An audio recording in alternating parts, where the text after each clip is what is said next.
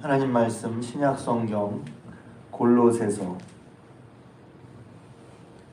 2장 13절에서 3장 1절까지 말씀 보십니다. 골로새서 2장 13절에서 3장 1절 말씀. 새해를 맞아서 어떻게 우리의 삶이 새로워지는가 하는 것을 말하고 있습니다. 여러분이 잠깐만 이제 살짝만 생각을 해도 어떻게 하면 사람이 새로워졌지? 뭐 여러 가지가 있잖아요. 뭐 운동을 한다, 뭐 배운다, 새로운 공부를 시작했다, 또 뭐 새로운 학교를 들어갔다, 뭐 승진을 했다 등등 여러 가지 일이 있어요. 돈을 버는 것도 뭐 그 중에 하나가 될 수 있겠죠. 근데 그것은 성경을 보면 근본적인 것이 아닌 거죠. 그래서 제가 어제 마른 뼈같이 소망을 가질 수 없는 데서 사람으로서는 할 수 있는 게 없단 말이죠. 그래서 그것이 진정 소망이 되는 거예요. 그래서 제가 계속해서 새해 설교를 하고 있는데 이거 했나? 제가 보통 이제 이런 시리즈는 적어놓는데 적어놓지 않은 게 적어놓은 게 이제 옛날 작년 핸드북에 있어서 제가 확인을 못했는데, 그래서 제가 이런 말씀드렸죠. 결국 성경에 보니까 예수를 만난 사람이 새로워졌더라는 것입니다. 새로운 운명이 됐다. 새로운 피조물이라 얘기를 했죠. 오늘 말씀은 그런 다음에 그것이 한 번이 만남이 아니라 제가 그 말씀 드렸는데 계속해서 함께 동행하고 따라가고 붙잡고 영향을 받는다고 했어요. 그러니까 예수 믿고 변하는 건 한 번에 이렇게 땅 되는 그런 어떤 결정적이라기보다 어떤 그런 중요한 국면이 있죠. 그러나 한 번 가지고 되는 것이 아니라 그런 다음에 그것이 큰 계기가 되어서 주님과 함께 해나갈 때, 주의 말씀을 계속 듣고 계속 주님을 따르고 또 그런 방향이 될 때 우리 삶이 실제적으로 세워지는 거란 말이죠. 그래서 이제 그런 식의 말씀을 계속 드려왔습니다. 그러니까 그리스도께 가는 게 결국은 이제 너무 잘 아는 너무 식상하지만 그러나 중요한 게 그리스도께 가려면 회개해야 되죠. 그리고 변하는 게 내 차원에서가 아니라 하나님 차원에서 변하는 거란 말이에요. 그래서 그것은 뭐가 같으냐면 여기서 오늘 말씀에 보면 앞부분만 잠깐 봤는데 죽었다가 사는 것 같은 거예요. 죽었다가 살았어. 그와 함께 우리의 모든 무할례로 죽었던 우리를 하나님이 예수 그리스도와 함께 살리셨다. 그러니까 예수 그리스도 안에 새로운 피조물, 새 생명을 얻은 것을 우리가 늘 고백해야 하고 또 인정해야 하고 또 선포해야 합니다. 왜 중요하냐면 또 딴 얘기인데 우리가 새로 들여다보면 그게 원래부터 그랬는지 아니면 살다 보니 이렇게 됐는지 모르지만 우리의 합당치 않은 것은 우리의 인간적인 연약함, 우리의 됨됨이가 하나님 앞에 결코 선하지 않음을 보게 된단 말이에요. 그래서 복음 전한 가운데 주님 마음 내게 주셔서 내 속에 선함이 하나도 없다는 그런 고백의 찬양도 있잖아요. 그러니까 예수님 믿고 따라가는데 문득 내가 예수님 닮지 않은 부분이 툭툭 드러난단 말이죠. 어떤 상황 속에서 제가 그래서 교회에서 한번 설교하고 교육체일 때 설교할 때 보면 제가 그런 얘기 한 적이 있어요.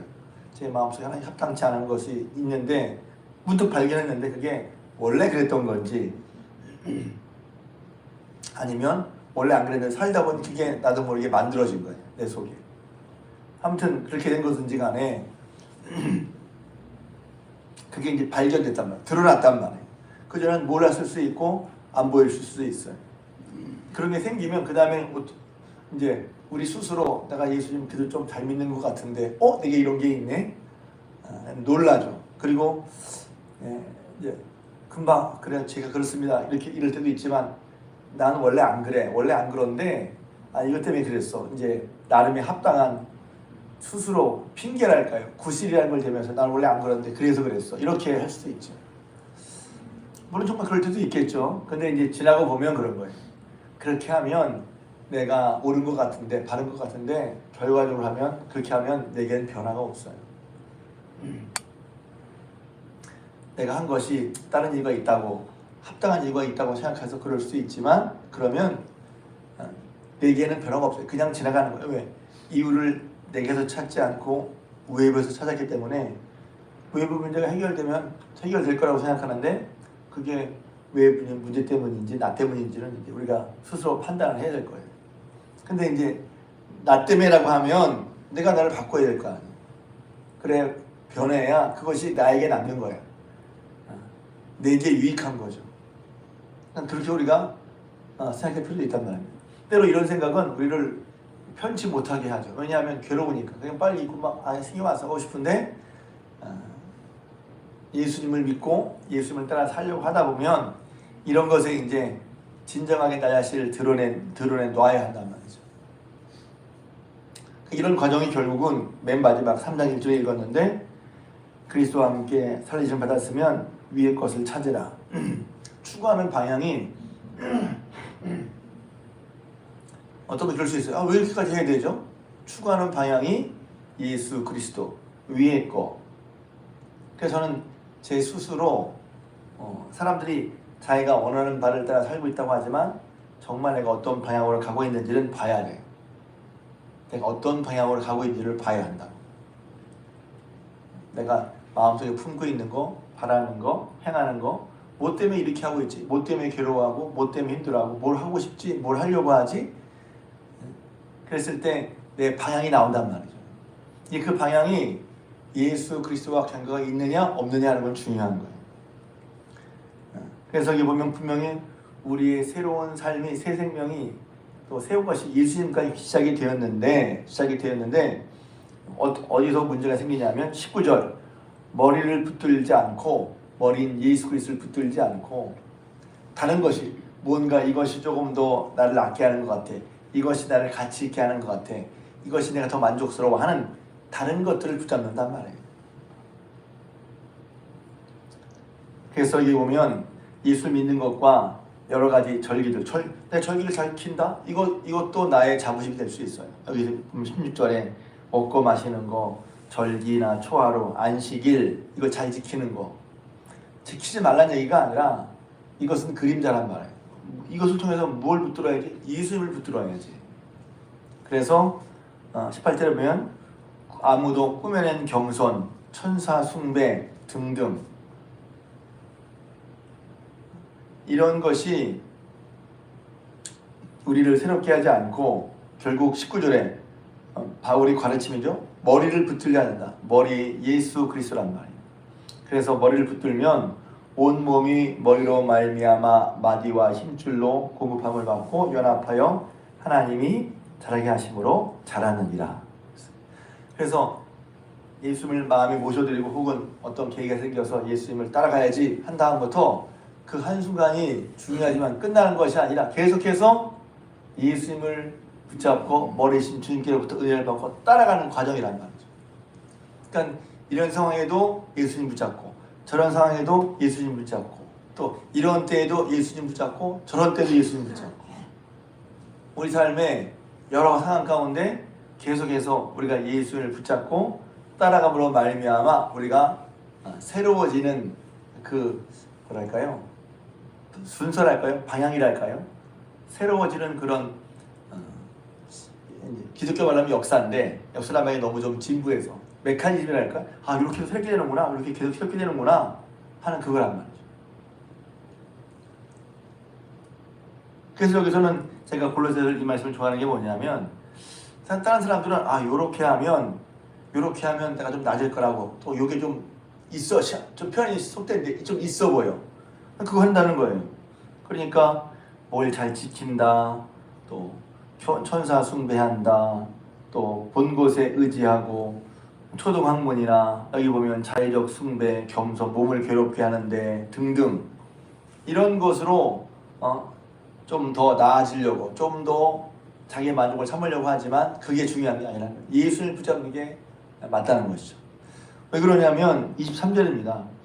저는 이제 여기서 제가 스스로 있다가 이게 영성이 뭐냐면 주님을 닮아가는데, 예수를 따라가는데 핵심이 뭐냐면 이거란 말이에요. 이런 것들은 자의적 숭배와 겸손과 몸을 괴롭게 하는 데는 지혜 있는 모양이라 오직 육체를 따르는 것을 금하는데 조금도 유익이 없느니라 그랬어요. 그러니까 핵심 원인은 육체를 따르는 것을 금할 수 있는 거, 육체를 따르는 것을 그치고 예수 그리스도를 따르게 하려고 하는 것이 진짜 영성의 핵심이란 말이에요. 영성, 그럼 영성이란 말도 있어 보이는데 정작 영성이 뭐야? 그러면 말하기 복잡한데 한마디로 저는 쉽게 말하면 영성이라는 것은 예수님을 닮을 걸 말하는 거예요. 그 사람 영성이 깊어. 그럼 뭐 이상한 거 알고 신비한 짓을 알고 무슨 기괴한 짓을 하는 게 영성이 아니라 예수님을 닮아가는 게 영성인 거예요. 쉽게 말하면. 그래야 오리가 없고 저게 진짜인지 가짜인지 분별할 수 있어요. 예수님을 닮아가느냐 하는 것입니다. 그 결과에 있어서. 그러니까 예수를 붙잡는 거예요. 그리고 3장 1절에 보면 그러니까 그리스도와 함께 살리심을 받았으면 그리스도와 함께 살리심을 받았어. 맞아. 이게 분명해. 예수 믿고 구원받았어. 죄의 용서받아 하나님의 자녀가 되었어. 이전 것은 달리 새 것이 되었어.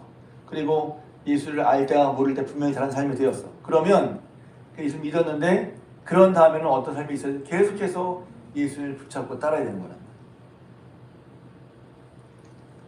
그런 과정까지 저력이 있는 것이죠. 우리가 이미 예수님을 따르고 있고 교회도 나오고 새벽기도도 나오는데 그렇죠. 그런 제가 말씀드린 것처럼 이런 상황 저런 상황 이런 때 저런 때에도 우리가 계속해서 예수를 붙잡고 따라가는 것, 예수 그리스도를 인해서 우리 육체, 몸의 소용이나 마음의 사는 따르는 것이 아니라 그때마다 예수님을 붙잡고 예수님을 따라. 그래서 그냥 붙잡고 따르는 가르침 정도가 아니라 여기서는 예수님이 우리의 머리였죠. 머리인 예수님을 통해서 그러니까 우리의 삶이 머리가 나였는데 내가 머리가 아니라 예수님, 좀 표현이 그런데 예수님 그 머리가 바뀐 거야 이렇게. 그 예수님을 붙잡고 따라갈 때 여기 보면 우리 삶이 계속해서 방향이 지어지니까 3절에 말하잖아요. 기적은 한 번에 이루어진 게 아니라 기적은 반복해서 나타난다. 그리스도를 따라가는 데서 그거 중요하죠. 어떤 계기가 분명히 있어서 그건 하나님께로부터 오는 거라고 그래요. 하나님 분명히 이런 계기를 주셔서 그 다음에 우리가 그런 주신 계기를 붙들고 따라가는 게 어떤 순간 주님을 따라가려고 결정하고 그래서 때로는 갈등이 생기잖아요. 이렇게 해라 저렇게 해라 갈등이 생기고 또 우리는 연약함을 가지고 있어서 주님의 뜻을 안다고 하지만 내 마음과 육체가 끌리는 대로 하고 싶단 말이지. 그것을 이기는 거죠. 그것을